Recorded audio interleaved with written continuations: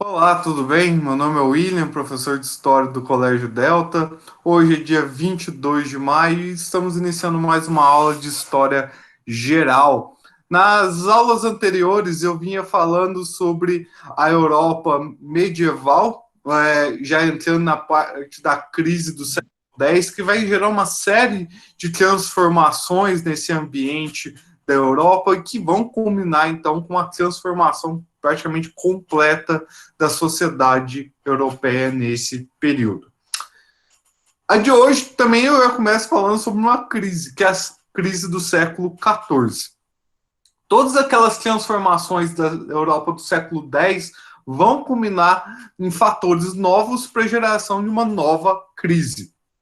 Por exemplo, quando a gente pensa no surgimento das cidades, o renascimento urbano, e também em decorrência das cruzadas, o renascimento comercial, cria-se ali uma nova classe, ou pelo menos um novo grupo de pessoas dentro dessa Europa, um grupo que vai passar a ter certa influência, pelo menos econômica, que é a burguesia. Já que antes não existia o comércio, antes do século X, pelo menos, ou pelo menos ele não era algo relevante dentro da Europa, a partir do século X esse grupo passa a enriquecer cada vez mais e quer cada vez mais ter autonomia em relação aos senhores feudais. Juntamente a isso, a gente observa que cada vez mais as pessoas tendem a abandonar o campo e seguir para as cidades, já que é possível ter mais liberdade, mais possibilidades de melhorias sociais. Então as pessoas cada vez mais estão abandonando aquela vida reclusa lá nos feudos e seguindo para as cidades. Se por um lado a burguesia está se beneficiando dessas alterações do século X, a nobreza feudal ela só tende a piorar a sua situação. Uma vez que os trabalhadores estão abandonando suas propriedades, a arrecadação desses feudos já não é a mesma de antes. Cada vez o que importa mais é o comércio. E ainda eles tinham que arcar com todas as dívidas das guerras do século X, XI, XII, XIII, que só estavam acumulando para esses senhores feudais e que muitas vezes acabava onerando o próprio feudo em si. Então, por conta dessa soma de fatores, é que a Europa vai passar por uma nova onda de transformação, que vai ser o surgimento dos Estados Nacionais. Talvez o surgimento dos Estados Nacionais seja algo preponderante para a gente afirmar que esse é o fim da Idade Medieval. É nessa época que somem completamente os feudos, mas não some a estrutura social. Ou seja, o entrave para essa Europa mudar não era a divisão entre clero, nobreza e povo, mas sim a estrutura econômica. Por isso que quando Max Weber analisa o capitalismo, o surgimento do capitalismo, ele tende a demonizar a sociedade medieval. E até por isso que essa sociedade ganha o título de Idade das Trevas, por exemplo. Porque é uma sociedade que ficou travada, ela não evoluía a partir desse ponto. Essas mudanças do século X vão acabar gerando todas essas mudanças de uma vez só. Bom, é uma mudança que ela vai ser acompanhada de outras mudanças que vai ser dita ao longo das matérias. O primeiro é esse que eu gostaria de tratar, que é o surgimento do Estado Nacional, mas a gente tem que levar em conta também que, simultaneamente a isso, vai acontecer o renascimento cultural, que vai ser um movimento que vai surgir principalmente nas cidades, principalmente na Itália, mas em outras regiões também da Europa vão manifestar algo do gênero e as grandes navegações. Ou seja, o olhar do europeu ele vai se ampliar completamente em relação àquele mundo medieval que era limitado ali ao feudo, ao trabalho no campo, a rezar os domingos, a pagar o dízimo para a igreja. O seu universo vai se expandir a partir disso, dando outras vertentes, outros caminhos e a busca por um novo ideal de vida, não viver apenas aquela vida de servo, mas se arriscar e explorar riquezas em terras desconhecidas, tudo isso vai gerar uma mudança cada vez maior na Europa. Bom, de maneira geral, a gente pode caracterizar o surgimento desse Estado nacional por algumas características. Características seriam essas. Primeiro, a vontade que a burguesia tinha de eliminar os senhores feudais. É só por uma questão de poder? Não. A questão da burguesia é pura e simplesmente, nesse momento, econômica. Os senhores feudais são um entrave gigantesco na vida da burguesia. Se vocês lembram muito vagamente, que eu já falei em sala, desde lá do Carlos Magno, mas eu também falei no primeiro ano para vocês, como funcionavam os feudos. Os feudos eram como se fossem países. E cada um com sua lei, cada um com sua moeda, cada um com seus padrões de pesos e medidas, cada um com seus impostos alfandegários. Então, um comerciante, por exemplo, vamos supor que Muzambinho fosse um feudo, Nova Resende um feudo, Montebello um feudo, Cabo Verde outro feudo. Um comerciante que quisesse sair de Muzambinho e quisesse chegar a Cabo Verde, mas antes passando por todos os demais feudos comercializando seus produtos, ele tinha que lidar com o imposto de saída aqui de Muzambinho, de entrada em Nova Resende, saída de Nova Resende, entrada em Montebello, saída de Montebello, entrada em Cabo Verde. Ou seja, ele paga impostos em 4 diferentes lugares. Além disso, as moedas eram diferentes. Então, o valor de 1 quilo de trigo aqui em Muzambinho é diferente do de Nova Resende, que é diferente do de Montebello, que é diferente do de Cabo Verde. As moedas são diferentes. Uma moeda pesasse aqui em Muzambinho 1,5 grama, em Nova Resende ela poderia pesar 1,7, em Montebello 0,9, em Cabo Verde 2 gramas.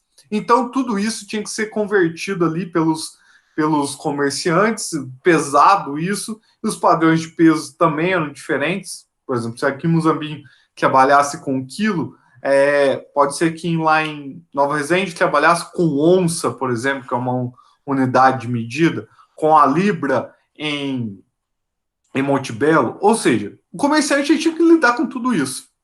Não bastasse todas essas contas que ele tinha que fazer na cabeça dele e os impostos que ele já pagava, não havia segurança nas estradas que ligavam os feudos. Isso porque, uma vez que, por exemplo, um comerciante fosse assaltado, a quem que esse comerciante deveria reclamar? Ao senhor feudal? Ele poderia chegar ao senhor feudal e falar assim, foi assaltado aqui na sua estrada. Ele ia falar assim, não, mas a estrada não pertence a mim, pertence ao rei. Aí o comerciante ia lá reclamar ao rei, que foi quem deu a terra para o senhor feudal naqueles laços de suzerania e vassalagem. Aí o rei fala assim, mas é obrigação do senhor feudal dar segurança para você nas estradas. Então ficava um jogo empurrando uma culpa para o outro e o comerciante sairia sem proteção nenhuma, sem qualquer restituição do valor roubado. Ou seja, sem segurança, com todos esses entraves e ainda cada lugar possuía uma determinada lei, acabava dificultando muito a vida da burguesia. Quando os burgos e as cidades começaram a surgir, o que veio na burguesia é a luta pela autonomia desses locais, a compra de uma independência desses burgos por parte da burguesia frente aos senhores feudais. Mas muitos vão vender essa independência de maneira extremamente cara, através de guerras, através de pilhagens, através de impostos extremamente abusivos, através de indenizações exorbitantes. E nisso, então, a burguesia percebeu que um poder fragmentado era ruim para ela, a burguesia.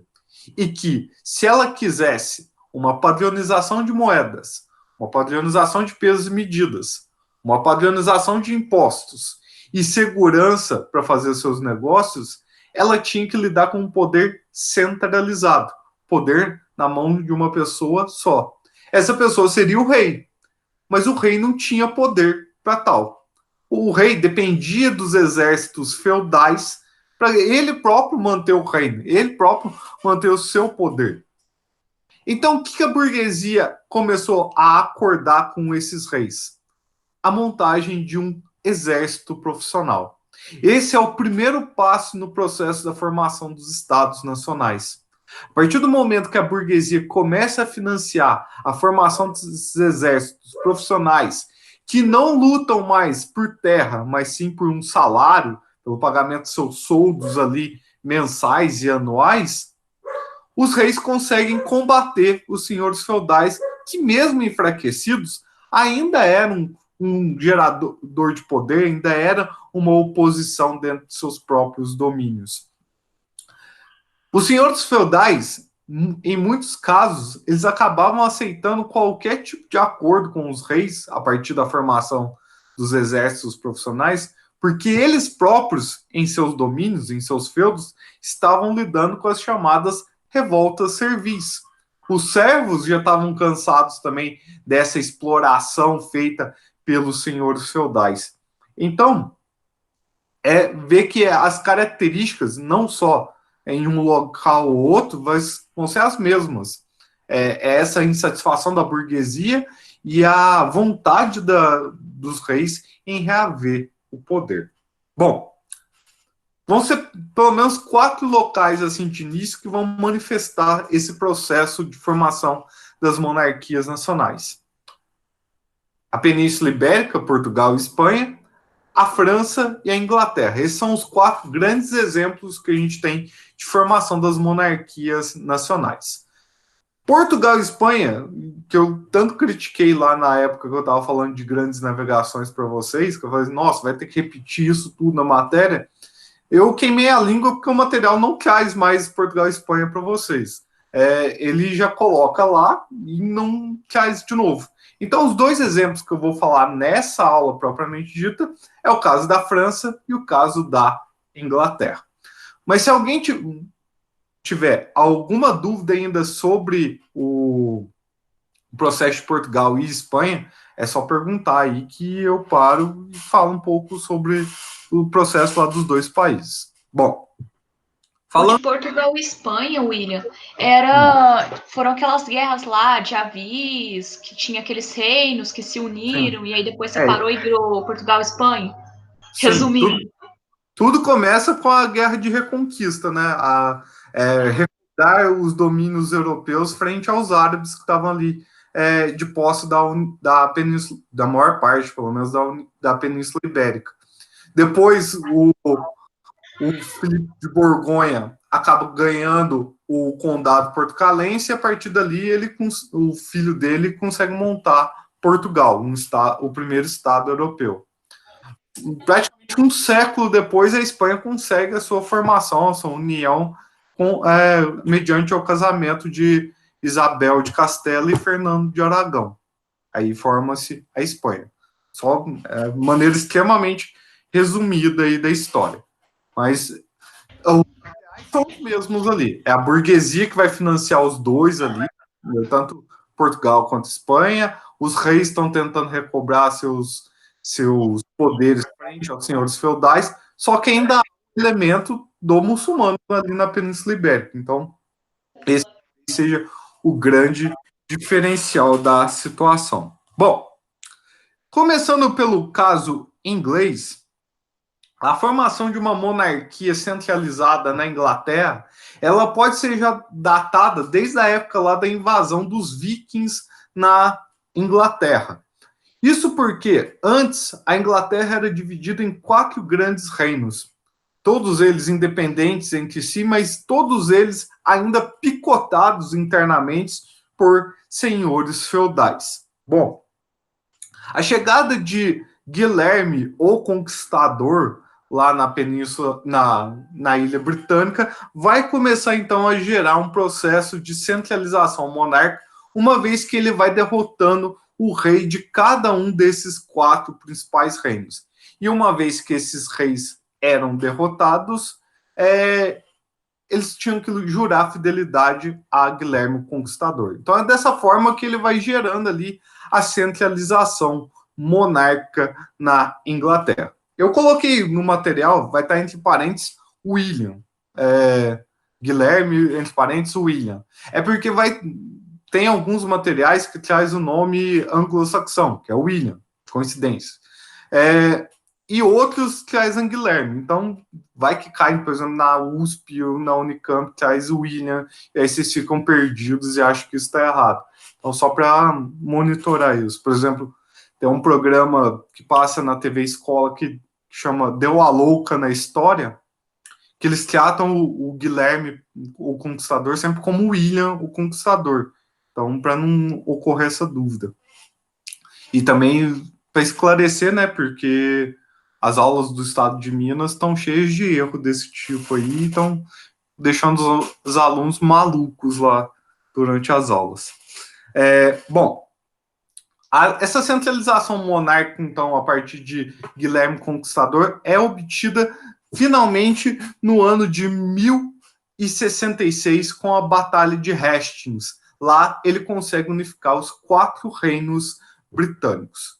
Mas a família de Guilherme I, ela tinha pretensões expansionistas não somente ali na Inglaterra, mas também na Europa continental. E nobres de sua família vão realizar campanhas militares no norte da França, numa região que posteriormente ficou conhecida como Normandia, porque ela passou a ser habitada pelos normandos, pelos vikings. E cada vez que passava mais, os sucessores de Guilherme se embrenhavam em campanhas militares ali no norte da França, cobrando cada vez mais tributos militares dos nobres na ilha britânica. E isso gerava certa insatisfação. O primeiro desses grandes sucessores de Guilherme, o Conquistador, foi Ricardo Coração de Leão, que, além dessas campanhas no norte da França, ele ainda tinha um grande mal de ser extremamente católico e extremamente confiável de entrar em uma cruzada. Então, a maior parte do reinado de Ricardo Coração de Leão, ele não passou na Inglaterra. Ou ele passou no norte da França, lutando lá, ou ele foi para o Oriente em batalhas lá para libertar a Terra Santa. Quando ele finalmente resolveu voltar para a Inglaterra, ele resolve morrer de maneira muito abrupta, sem deixar nenhum herdeiro, filho pelo menos. Então, quem deveria assumir o trono por laços de parentesco mais próximos era o irmão dele, o João. E como a gente já viu em outros momentos, todo filho, toda a família que tinha 2 filhos, um filho ganha tudo, o outro não ganha nada. E João tinha um apelido, então, por conta disso, já que Ricardo tinha ganho tudo do rei, que era João sem terra. Ou seja, ele foi o herdeiro ali que não ganhou terra nenhuma, mas que do nada virou rei. João sem terra, ele não tinha o mesmo prestígio do Ricardo Coração de Leão, muito menos o do Guilherme, o Conquistador. Mas ele tinha as mesmas pretensões territoriais dos 2 primeiros. Então ele continuou com a mesma política de cobrar tributos militares em relação aos nobres ingleses, o que gerou então uma revolta desses nobres que realizaram então uma guerra contra o rei na Inglaterra. Essa guerra contra o rei vai acabar então gerando a derrota do João sem terra e a imposição de um documento que limitava o poder do rei na Inglaterra, a chamada Magna Carta.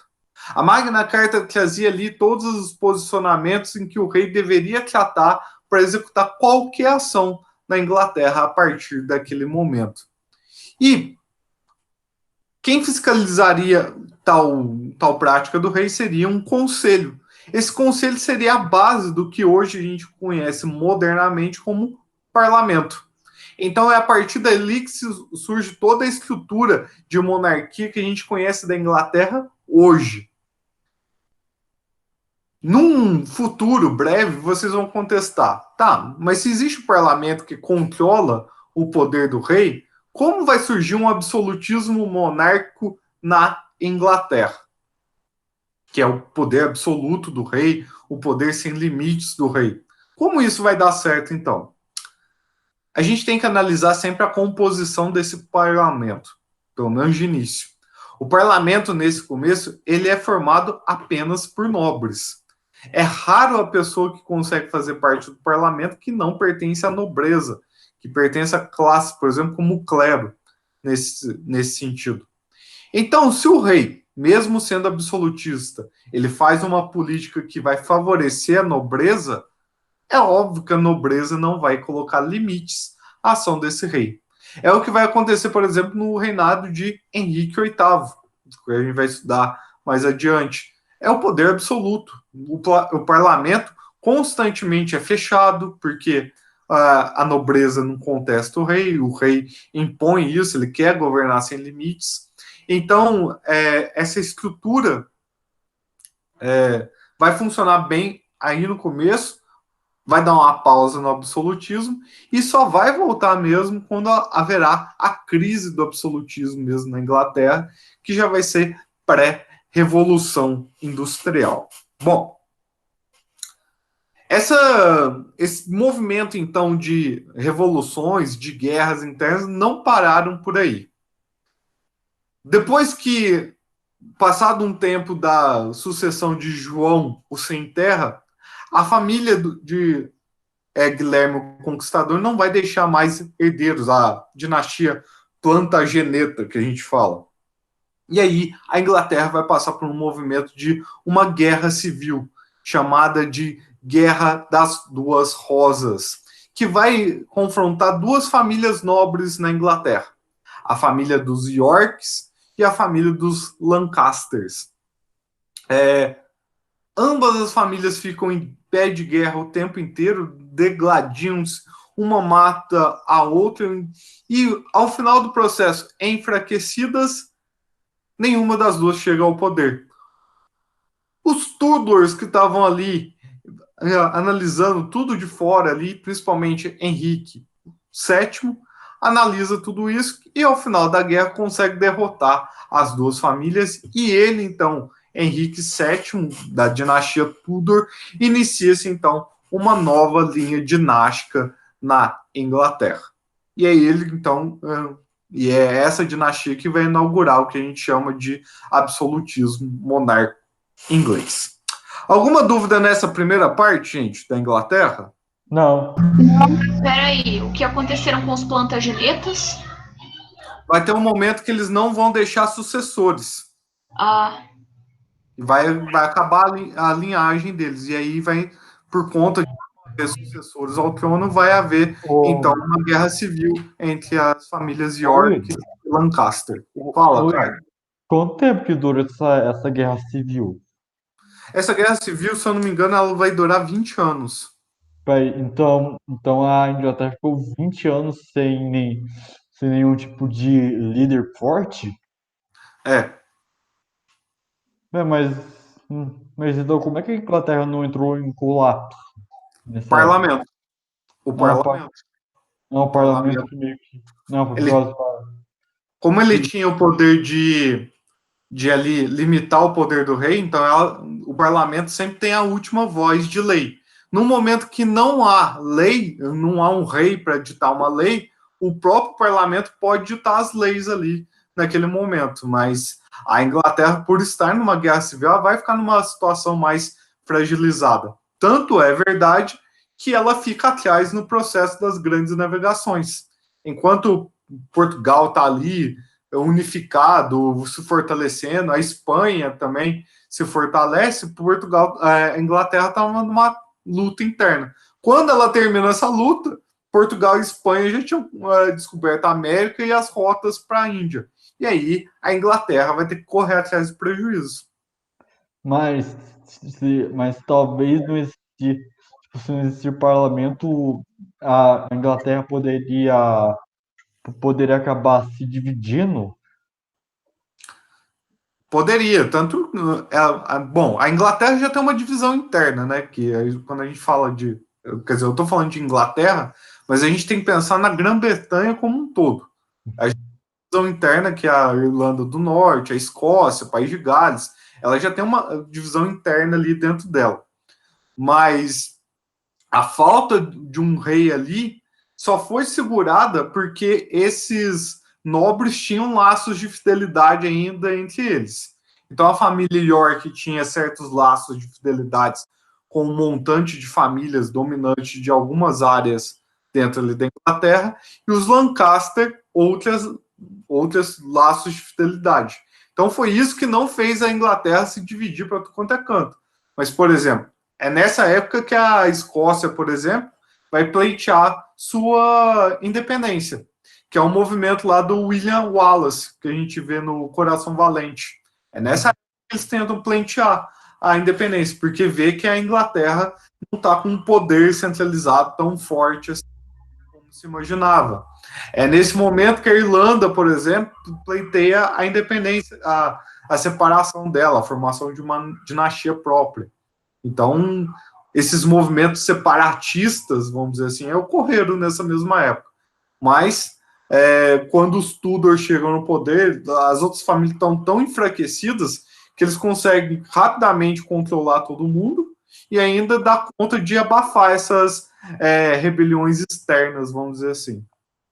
Nossa. Não tinha um nome para essa guerra aí, não? Eu estou procurando aqui, eu coloquei sim, eu vou achar aqui no meu material, mas tem sim. Parece que eu lembro de ter um nome para... Pai, não é a Guerra das Duas Rosas? Não, das duas rosas é dos Lancasters e Yorks. Não é a gloriosa, essa eu tenho certeza, não é a gloriosa. Eu vou aqui esse material, peraí. Eu sei que tem um nome mesmo, eu não coloquei no material. Calma, você colocou ou não colocou? Não coloquei.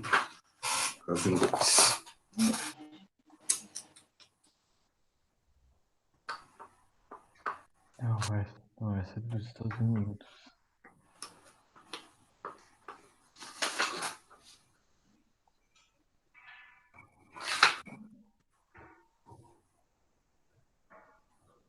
Não, o material que traz o nome da revolução.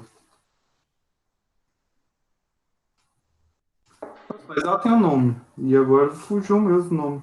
Ela tem um nome, sim.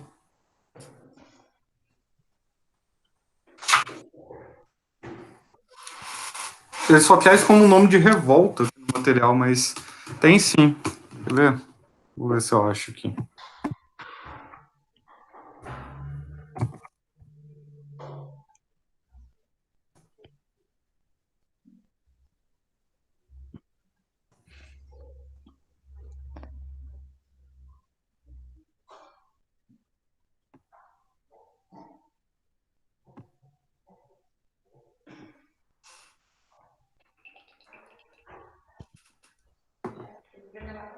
Ok.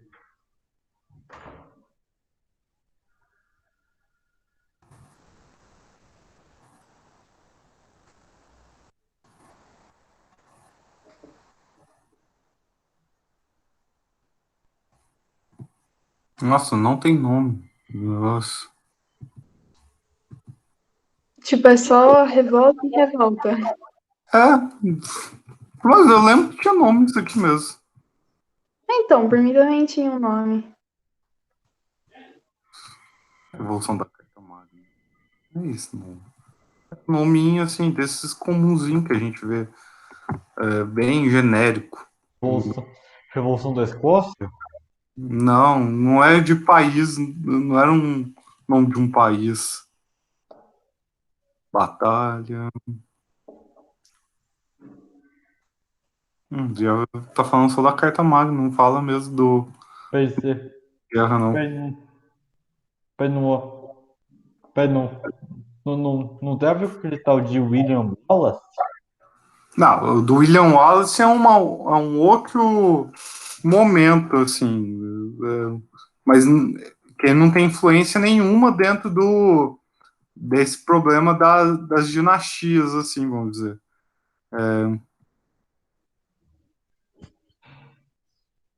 Realmente, William, pra você ter uma noção, Tá falando todos os tratados, mas não fala o nome da guerra. A gente vai ter que tratar como revolta mesmo, gente. É uma revolta, assim, genérica, revolta. Uma revolta dos nobres ingleses. É porque as outras eu sei que é a revolta da Revolução das Duas Rosas, a Gloriosa, a Puritana. Essas eu sei que tem nomes e cada uma eu sei para que serve. Agora essa, eu lembro que ela tinha um nome. Eu já estava com um nome e agora sumiu. Tá uns 15 minutos só para descobrir o nome. E não tá no material, ou seja, sinal que eles não estão cobrando o nome disso no vestibular. Eu tô aqui prontíssimo esperando o William achar o nome, mas não vem. Então, sinal que o Coca não tá cobrando isso no vestibular. Quer dizer, Coca tá cobrando isso no vestibular. Bom. E do jeito que a gente tá de sorte esse ano, capaz a primeira pergunta de história é seu nome. Não. Bom, agora, gente, a gente vai passar para o caso francês, então, a história da monarquia, da formação da monarquia na França. Bom, quando a gente falou sobre França, quando a gente, remetendo um pouco para o passado, a gente estava falando da dinastia carolíngia, que vai ser a primeira a ter um poder, assim, a ponto de ser chamado de um poder imperial na Europa, depois da queda do Império Romano, e aquela dinastia carolíngia, ela vai começar a sofrer de alguns males da descentralização política a partir do momento que os sucessores de Carlos Magno têm que começar a dividir suas terras com nobres para aguentar a formação de um exército. Então isso vai levando à degradação, ao corroimento do poder monárquico na França desde então. Um desses nobres que vai ser agraciado com terras vai ser Hugo Capeto, uma pessoa que estava ali localizado no norte do território que a gente conhece como França e que estava ali constantemente em combate contra os normandos da Normandia para tentar barrar a expansão desses normandos pelo território francês. Isso vai gerar para a família dos Capetos muita proeminência assim, na região, o que vai fazer que, no momento em que os carolíngios já não têm mais aquele prestígio todo, faça que os Capetos cheguem ao poder, então, iniciando uma nova dinastia, que seria a dinastia dos Capetingios. Porém, a França tinha um detalhe diferente da Inglaterra. Na França existia a chamada Ordem dos Templários, uma ordem religiosa cruzadista que tinha muita terra na França. E, por conta do poder que a igreja tinha ali pela disposição desses templários na França, o controle do Estado sobre as terras não parecia tão fácil de ser negociado. Ao contrário dos senhores feudais que ficaram pobres lutando nas cruzadas, a igreja enriqueceu bastante nesse processo. E os templários, por tabela, conseguiram enriquecer juntos. Então era necessário ali para que a dinastia capetinga realmente se fixasse como um polo de poder ali dentro da França, derrotar primeiro os templários. A primeira medida de Hugo Capeto para tentar diminuir, quer dizer, de Filipe o Belo, para tentar diminuir o poder dos templários ali, foi denunciar os templários para a igreja, falar que eles estavam realizando práticas satanistas em seus cultos. Toda denúncia de prática satanista, a igreja não pedia provas, não. Geralmente ela já chegava prendendo as pessoas, julgando e condenando as pessoas. Mas, como se tratava dos templários, um braço militar da igreja nesse sentido, a igreja não levou isso muito para frente. O que fez, então, a França se revoltar contra a igreja de Roma. Se a gente lembrar lá da época de Carlos Magno, ele vai ganhar o título de imperador justamente pelo apoio que o rei da França prestava para os territórios da Itália, os territórios papais. Era ele que ali cedia exércitos para defender essa região. Então, a partir do momento em que o rei da França se revolta contra o Papa, ele passa a retirar todo esse apoio militar e até tentar invadir os territórios papais, que já sem defesa não tinha como se manter ali. Mediante esse ataque e do sequestro do Papa, que é levado então para a cidade francesa de Avignon, cria-se um novo papado, o chamado Papado de Avignon. Tem um cunhado meu que foi para a França esses tempos atrás, e uma das cidades que ele mais ficou empolgado de conhecer foi Avignon, porque lá criou-se toda uma estrutura militar para proteger a cidade, porque essa era a cidade do novo Papa. Então as muralhas lá eram muralhas gigantescas, estruturadas, bem defendidas. As paredes, ele falava que eram paredes de uma grossura tremenda para aguentar qualquer ataque, porque ali passava-se, então, a nova sede do papado europeu. Entretanto, essa ida do papado para a França, ela tem uma configuração não só religiosa, mas política. Uma vez que o Papa está na França, e é ali limitado pelo poder do rei francês, ele pode condenar, a partir daquele momento, a Ordem dos Templários e confiscar toda a terra ali que pertence aos Templários para o próprio domínio dele. Ao fazer isso, alguns cardeais na Itália não vão aceitar e vão convocar um conclave. Conclave, para quem não está lembrado da palavra, é a eleição de um novo Papa. Então, nesse momento, na Europa, cria-se dois papados. O papado de Roma e o papado de Avignon. Esse movimento da criação de dois papados é conhecido como cisma do Ocidente. Lembra que a gente já viu o cisma do Oriente, que é o racha da igreja ortodoxa com católica. Nesse momento, o cisma do Ocidente é o racha dentro da igreja católica. Então, para não confundir na hora lá, porque costumam fazer essas pegadinhas em vestibular. Bom, com a eliminação dos Templários na França, ficou mais fácil, então, para Luís Capeto, para Filipe o Belo, como ele era conhecido, controlar, então, todas as terras da França, os restantes dos senhores feudais, e ali consolidar a formação da monarquia francesa no seu território. Alguma dúvida, gente? Calma, só repete de novo o negócio da cisma do Ocidente. Também não tem. Não tem, não. Peraí, Ana Luísa, o que era para repetir? Só fala de novo da cisma do Ocidente, é o que você falou agora. Vamos lá. Cisma do Oriente foi aquele racha entre a igreja católica e ortodoxa, que vocês estudaram quando eu falei sobre que o imperador tem o poder do César do papismo, influenciava na igreja, e o Papa em Roma não aceitava isso. Então há um racha. Cria-se a partir daí a igreja ortodoxa do Oriente e a igreja católica apostólica romana no Ocidente. Esse movimento do Filipe IV, desse sequestro do Papa, que é levado para a cidade de Avignon, e ali passa a ter um papado, e os cardeais elegerem outro Papa para Roma, é conhecido como cisma do Ocidente. Então gera-se um novo papado ali. Então o papado de Roma e o de Avignon. Tinha gente que se alinhou ao papado de Avignon. Por exemplo, Portugal, já formado, já uma nação, já uma monarquia centralizada, ele vai se alinhar ao papado de Avignon. Já a Espanha, que estava terminando a sua unificação, vai se alinhar ao papado de Roma, por exemplo.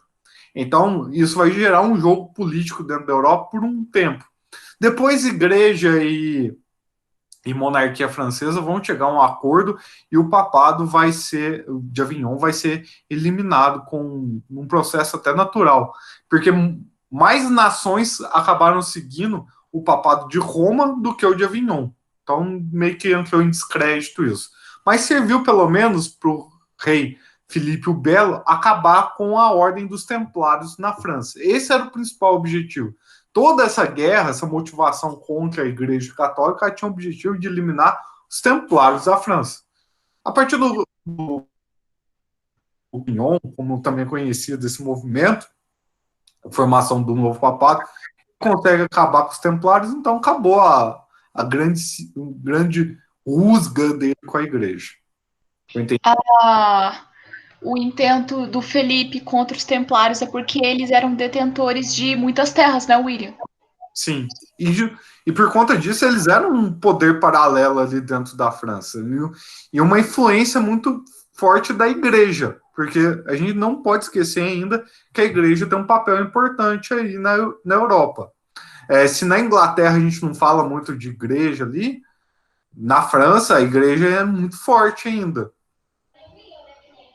A gente tem que lembrar que a igreja representa uma classe à parte dentro dessa sociedade. O clero, ela é uma classe à parte. Ela tem uma ligação com o espiritual, e ela também está tratando do temporal, a partir do momento que ela tem terras. Então, e a igreja continua sendo a que mais detinha terras. Sim, ainda é. Vai começar a mudar justamente a partir da formação das monarquias nacionais. Cada vez mais as monarquias vão atacar a igreja, vai ter a reforma protestante nas aulas, que vai também diminuir o poder da igreja. Então, tudo isso vai contribuindo para a igreja perder terras na Europa. Porque com as grandes navegações, a igreja vai ganhar terra na América. A situação muda de novo também. Mas ela ainda é uma grande detentora de terras na Europa nesse período. Mais alguma coisa, gente? Não. Bom, gente, a matéria de hoje é só isso, tá, gente? Próxima aula eu começo falando de grandes navegações, apesar que eu já falei um pouquinho lá quando eu falei da Portugal e Espanha, então não vou segurar muito, não. Eu devo falar um pouquinho sobre o caso de ingleses e franceses que vão ser os retardatários aí na história das grandes navegações. No mais, eu já falei bastante quando eu falei de Portugal e Espanha. E se bobear, já começa até a outra apostila já com vocês, porque eu já, pelo menos na parte de Brasil, eu já estou na outra apostila. Agora, Missão uma evolução, William, vai falar. Na parte do Brasil eu tô correndo, que é uma parte chata, né? Eu corro. Realmente. Então, eu tô correndo bastante. Agora, a geral tá meio engasgada ainda, porque é uma parte muito boa. Então, na semana que vem, é o inverso. Eu vou falar de Brasil aqui na live e posto um vídeo de história geral. Vou fazendo sempre essa alternância para não ficar chato, mas ao mesmo tempo eu tô com os dois. Certinho, gente? Certo. Sim. Certo. Então, vou encerrar na gravação por aqui. Eu esqueci de colocar o vídeo da